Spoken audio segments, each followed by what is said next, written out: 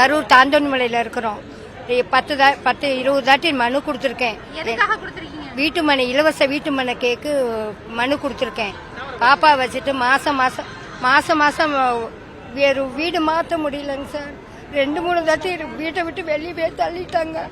இந்த பாப்பா தலைக்கு குளிச்சதுனால அங்கே எல்லாம் இதாயிடுச்சுன்னு சொல்லி வீட்டை காலி பண்ண சொல்லிட்டாங்க.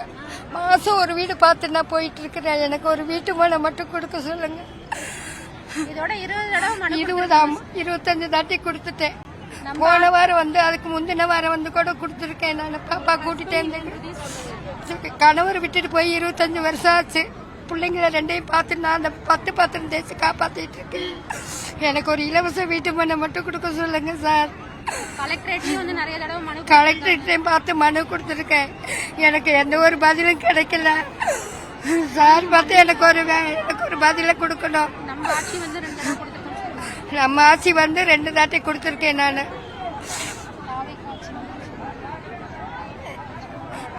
இந்த பிள்ளைய வச்சுக்கிட்டு நான் ரொம்ப கஷ்டப்படுறேன். எனக்கு ஒரு பதில சொல்லுங்க சார். வாய் பேசாது, காது கேட்காது, எது சொல்றது ஓரளவுக்கு தான் புரியும். இது எதுவுமே புரியாது. இதை விட்டுட்டு வேற எங்கேயும் வேலைக்கும் போக முடியல என்னால. பாதுகாப்பு இல்லைங்க. எனக்கு என் பிள்ளைக்கு எந்த விதமான பாதுகாப்பு இல்லை.